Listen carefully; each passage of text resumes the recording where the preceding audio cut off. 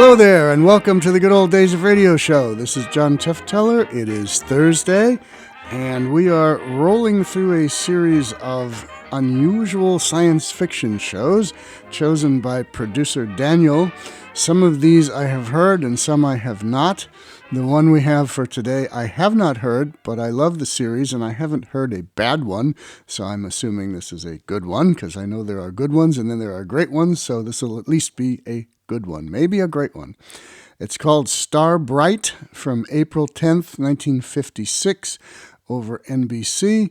I will just let you hear it and then we'll talk about it afterwards. In just a moment, X minus 1. But first, some of the funniest situations you've ever witnessed occur every Wednesday night when the devilish imagination of MC Jack Bailey gets to work on NBC's Truth or Consequences. You won't believe it until you hear it, so listen in tomorrow. Then another laugh session is in store later on with the wise and witty Groucho Marx as he and contestants play You Bet Your Life, while the melodic note in your Wednesday evening schedule is music and fun on Airtime with Giselle McKenzie.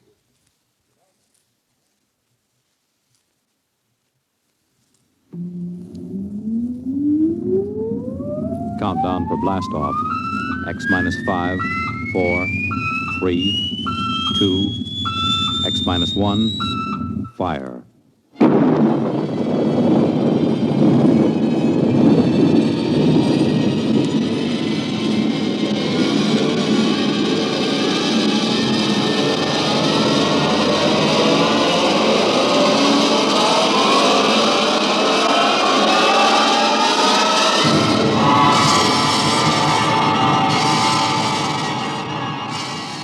From the far horizons of the unknown come transcribed tales of new dimensions in time and space. These are stories of the future, adventures in which you'll live in 1,000,000, could be years on 1,000 maybe worlds. The National Broadcasting Company, in cooperation with Galaxy Science Fiction Magazine, presents X minus 1.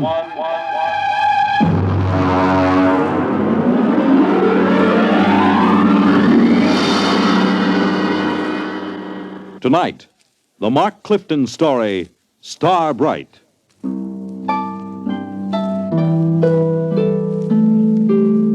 Well, it's finally happened. I've known it would for a long time now. That's why I'm writing this, in the hopes that you'll understand and not think me mad. Whatever the outcome, I hope you will not judge me too harshly for what I've done or failed to do. Mr. Holmes. Mr. Holmes. Come in.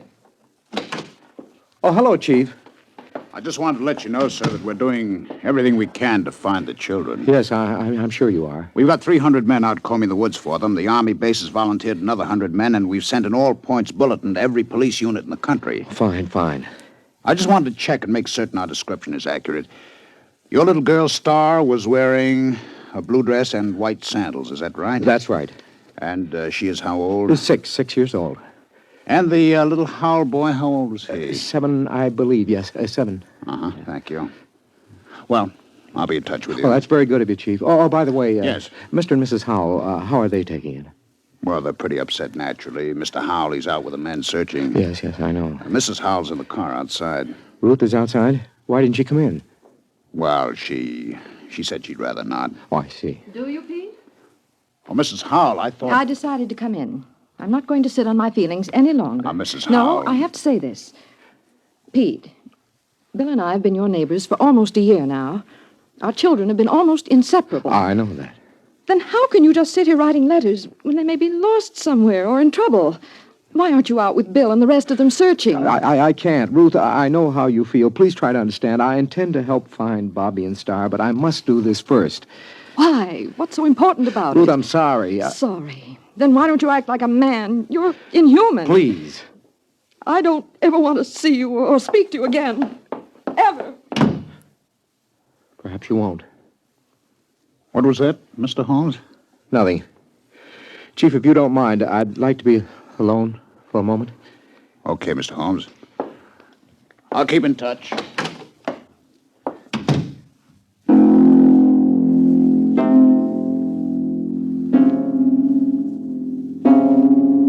How can I tell them? How can I make them understand? I write this to you because they must be made to understand somehow, but I have to begin at the beginning. I think I first noticed it one evening when Star was 3 years old. I was in my reading chair going over some work. Star was sitting on the floor in the circle of light with her blunt-nosed scissors and scraps of paper. Her long silence made me glance down. And then we glue this together, put a line here and there. Star. Like that. Star. What is it, Daddy? Can I see what you've made? Uh-huh. Well. It's quite a coincidence. What? You know what they call a piece of paper joined together with a half twist like this? Nope. It's called a Mobius strip. You mean somebody already made one? A man named Mobius, mathematician, long time ago. Did he know you can put a line on it like that so it has one side all joined? Yes, he did. Someday I'll tell you what it means. Now do it. What? Tell me about a Mobius strip. Very complicated. Then read me about it. Oh, you wouldn't understand, honey. Read me anyway. Okay, young lady. But I warn you, it'll be like one of those nonsense rhymes. At least, I hope it will.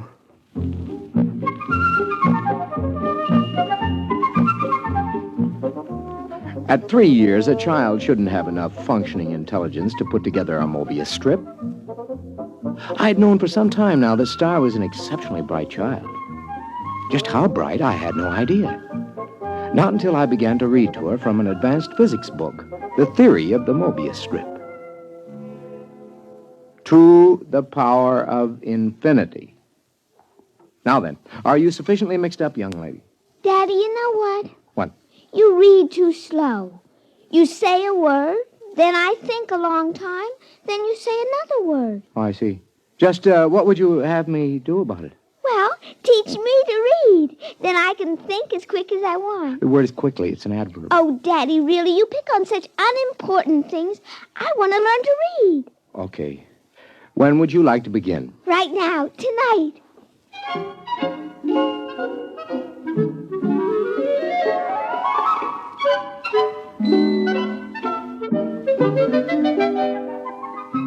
Before she went to bed that evening, my daughter was able to read.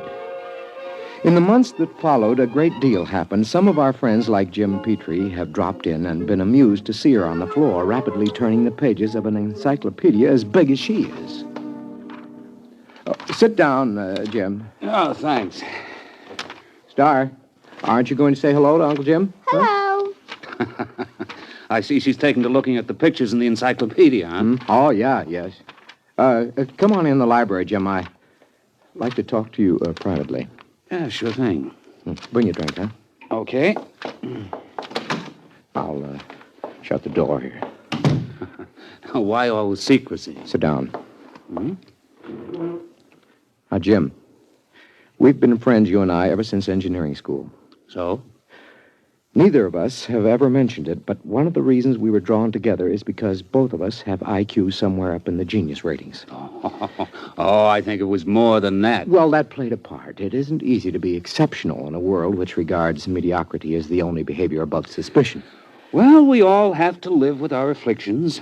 Yours and mine is a quick mind in a dull environment. What would you do, Jim, if you were a parent, as I am, whose wife had died, as Eleanor did, and you discovered that your only child was, well, afflicted with a fantastically brilliant mind? Star? Oh, come on, Pete. Any little girl who's content just to look at the pictures in the encyclopedia. Jim. I mean, after Jim, all. What? She wasn't looking at the pictures. Huh? She was reading the pages. What?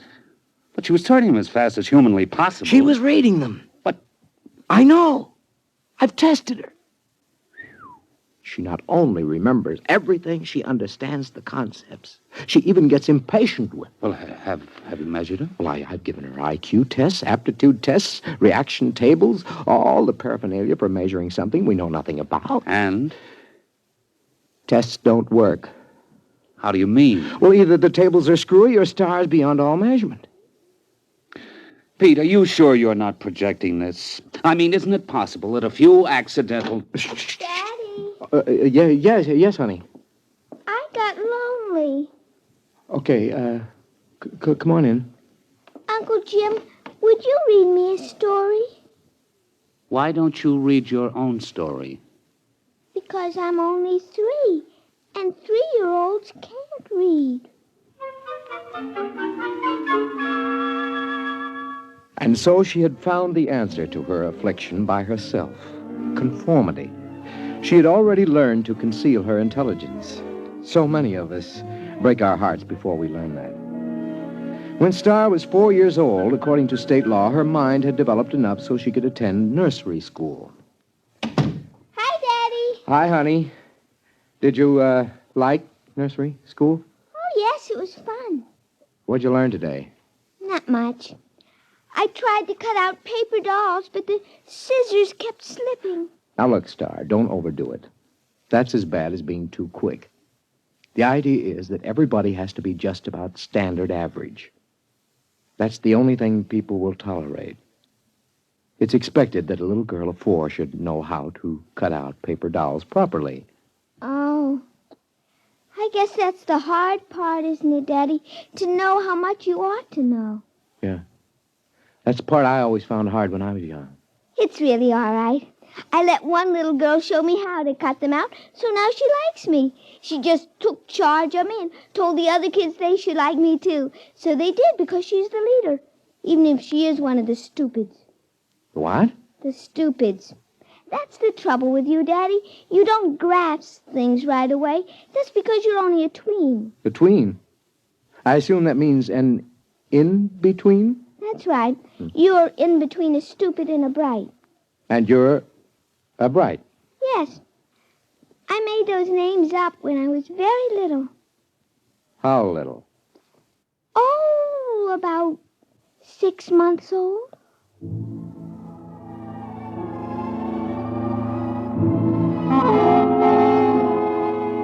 The thoughts began to whirl around in my head after that one. A small fear kept growing inside me. How profound was this little imp that was staring up at me? How much did she understand already? Even as the thought formed, I learned the final horrifying fact about my little girl. It's all right, Daddy. Don't be afraid of me. Well, how did you know that I was thinking anything like that? Well, I just figured it out. Star, Yes, Daddy? now I want you to answer me honestly when I ask you this next question, will you? Yes. Star, can you read people's minds? Are you a telepath? Well, Yes, Daddy. I thought so. You read my mind just now, didn't you? Yes. Now, I'd like to know something else. All right. Can you teach me to do it? You're already learning it, Daddy. The trouble is you're so slow you didn't even know you were learning. Oh, I see. Daddy? Yeah? You know what I wish? What do you wish? Well, nothing.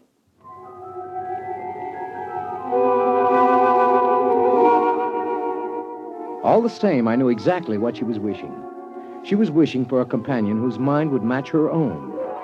You see, I was becoming telepathic. Just a minute. Well, hello. Is your little girl home? Yeah, she's upstairs. Who are you? I'm Robert. Robert who? Robert Howell. My mother and father moved next door yesterday. Oh, well, come in, Robert. I'd like to play with your little girl. How'd you know I had a little girl? Oh, I just know. Oh, I see. And how old are you? I'm 6. Well, I'll ask Star to come downstairs. I'm sure she'll be glad to see you. Yes, she will. Tell me, Robert, are you a tween or a bride? Oh, I'm a... What did you say, Mr. Holmes? Nothing.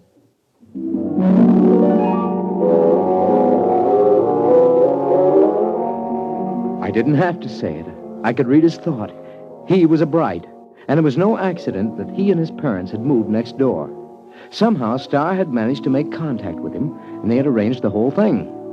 A father is prepared to lose his daughter eventually, but not so soon, not so terribly soon. Coming.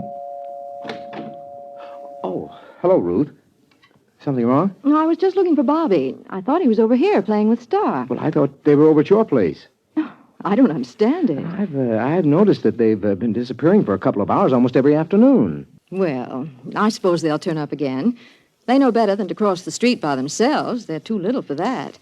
If they come here first, tell them to come over and have some milk and cookies. Yeah, I'll do that. Oh, by the way, this must belong to your Star. Oh, what's that? Oh, some sort of coin or medal or something. I found it out in the backyard after Star and Bobby were playing.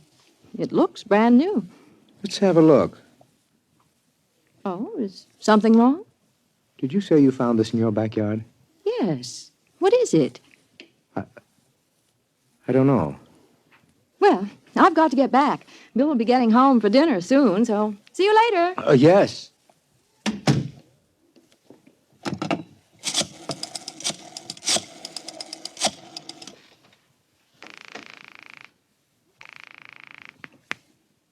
Hello? Jim? Yes.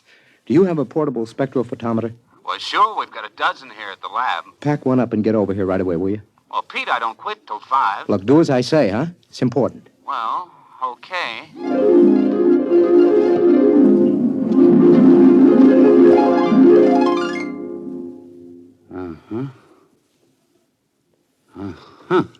Well? Let me check the amount of radioactivity again. You've checked it 4 times. That's about it. Okay. What's your opinion of this coin? Well, first of all, let me say this. It's the real McCoy. And? Also, it doesn't exist. Makes sense. Look, Pete, that coin is pre-Egyptian. It's hand-cast. It's made out of one of the oldest bronze alloys, one that was lost 4,000 years ago. So it's 4,000 years old. It is and it isn't. What do you mean? Listen, Pete, old coins show wear. The edges get rounded with handling. The surface oxidizes.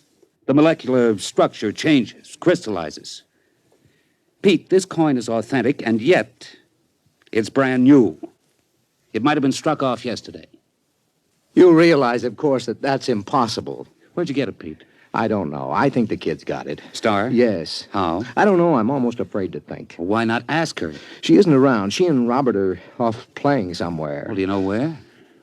No, Oh, Jim, it's just too fantastic. It isn't possible. I haven't said a word. I know what you're thinking. As a matter of fact, I was thinking something fantastic. How did you guess? I just guessed. Jim, let's find those kids right now. Okay. Star! Robert! Let's try the playroom. Star? Robert? Not in here. Let's try back here. I hear something. What? Pete, it's coming from the room we were just in. That's impossible. There's no place they could have hidden. I'm going to open that door. Peekaboo, Uncle Jim. There they were, in the middle of the playroom, holding hands, a little shamefaced, a little defiant. Star, Robert, where have you been? Now, I know you weren't in this room a few seconds ago, and there are no windows you could get through. Well? It's nothing, Daddy. We just went a little ways. That is not answering me. Where did you go? You see, Star, we've found this coin. Come on. I shouldn't have to tell. You're both just tweens. Star, I'm still your daddy.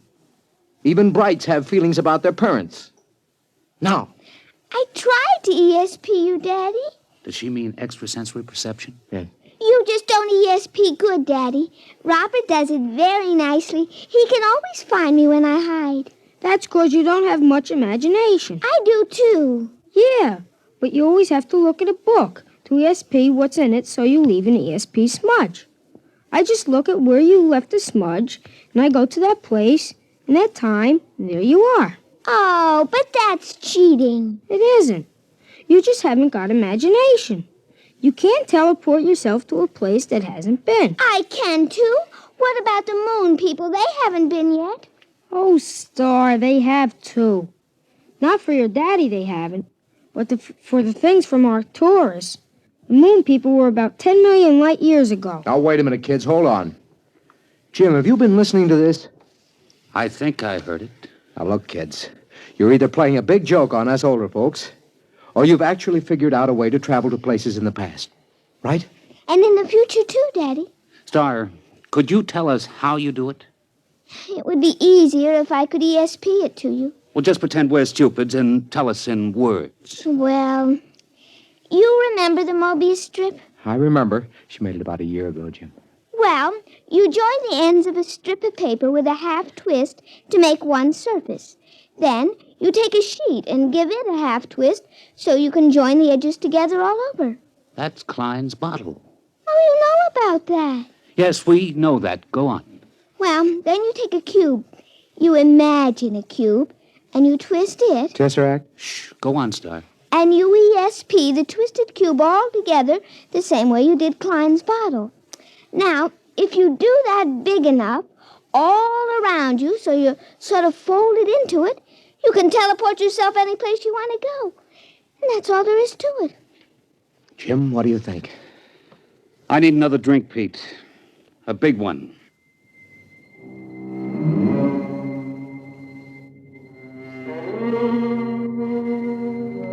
That's all there was to it. The line, the plane, the cube, those were Euclidean physics. The Mobius strip, the Klein bottle, the twisted cube, those were Einsteinian physics. Well, I was pretty advanced in both, but I'd have to do some heavy thinking to really grasp it. Meanwhile, the two little kids stood there staring at us. Star, Robert, can you tell us some of the places you've been? All over, Uncle Jim. The Romans and the Egyptians and places like that. Is that how you got the coin? Uh-huh, I found it. It wasn't stealing, was it, Daddy? I just found it in the dirt. We'll skip that for a minute. What about going to the future? There isn't any future, Mr. Holmes. What's that? It's kind of hard to explain. Even Star doesn't get it. Oh. But when she gets to be 6, like I am, she'll probably understand. Well, try to explain it to me. Well, it's all connected, just like the Mobius strip. If you go far enough, you'll get back to where it starts again. You start with the cavemen, then us men, then atomic men, the moon men, planet men, star men, and brights. Only somehow... What? The brights got off the strip. We haven't been able to find them any place in time. I'd sure like to know how they got off and where they are. Now, look, kids, this kind of thing can be dangerous. You might be eaten by a dinosaur or something. Oh, we just ESP ourselves right out of there. Well, anyway, I don't want you leaving this part of the time strip. Not again. Daddy. Now, I may be just a tween, but I'm your father. I always mind you, Daddy. Yeah? What about going off the block? But, Daddy, we didn't cross a single street. Nevertheless... Pete, think of what you're doing. Pictures, specimens, recordings, not only from the past, but from the future. Pete, I beg you. Jim, this is my daughter. But what a contribution. We could be ages ahead of ourselves. No. Star. Robert, I'd like your promise you won't leave present time again. Well? Okay. Okay. All right. Now run along. Robert's mother has some cookies and milk for you. Okay. See you later, Daddy. Beat you there. Last one's a moon man. Jim, I'm sorry. Well, I suppose if I had a daughter... Are you going to report this? And have everybody give me the horse laugh? I may be just a tween, Pete, but I'm not an utter fool. It took me almost 6 months to do it. I don't know how many times I visualized a cube and ESP'd it a half twist and tried to seal the edges around me. And then once there was a flash, just for an instant. I was concentrating on Caesar's triumphant march into Rome. And for the briefest instant, there it was. I was standing on a roadway watching, and then it vanished. Hey. Hi, Daddy. What are you two characters plotting? Nothing, Daddy. Well, I'm going to my study for a while. Star? Yes, Daddy? You remember your promise about not leaving present time, don't you? Yes, Daddy. You going to keep it? Yes, Daddy. Okay. I'm holding you to it.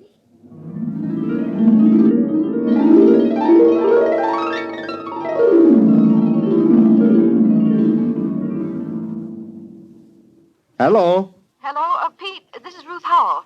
Yeah? Are the kids there? No? When did you see them last? What time is it? Oh, about 10 this morning, 6 or 7 hours ago. Why? Oh, Pete, I'm worried. What's up?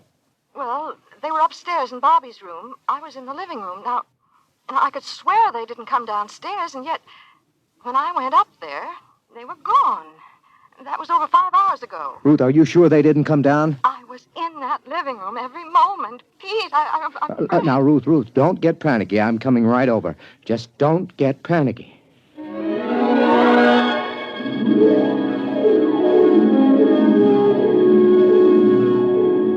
There wasn't a trace of them. Well, that isn't exactly true.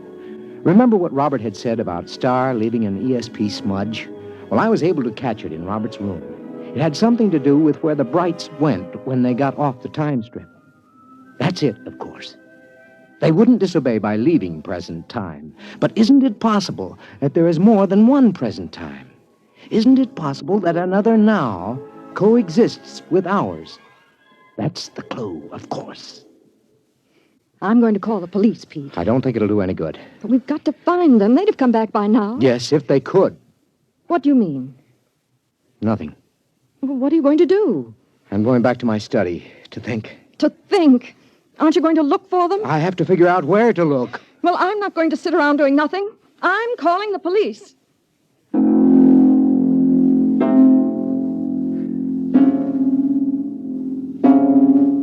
That was this morning. I've been doing some desperate concentrating since then, Jim. I'm writing this down so you'll know. I've already managed to go back to the time of Cheops and ahead to the time when men were navigating to distant planets in a matter of days. But the big job remains. How to get into a dimension parallel with our own at the same time. I figured out that to get the equivalent of a Mobius strip with depth, you must use the supercube, the tesseract. That's what I'm working on at the moment. If I succeed, there is a possibility I may not be able to get back. I hope you will be able to make Bill and Ruth Howell understand. Okay, now if I take 6 cubes and fold them in one another so that every angle is a right angle. Yes, all right, I've got that. And now if in folding, I ESP the tesseract, a half twist around myself. Mr. Holmes? Mr. Holmes, are you in there? Mr. Holmes? We'll have to break in. It's locked from the inside. Mr. Holmes! Pete! Pete, where are you? Pete! That's funny. The door was locked from the inside, but here's his fountain pen with the ink still wet. But he's gone.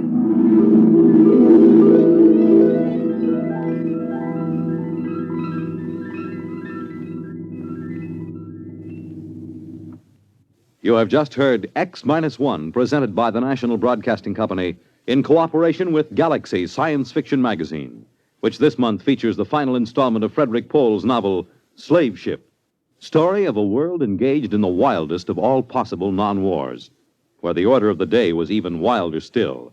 Spare every animal and throw the men to the wolves. Galaxy Magazine, on your newsstand today.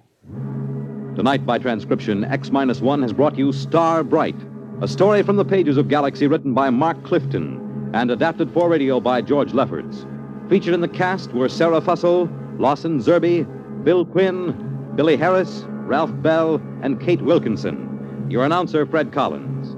X-1 was directed by Daniel Sutter and is an NBC Radio Network production.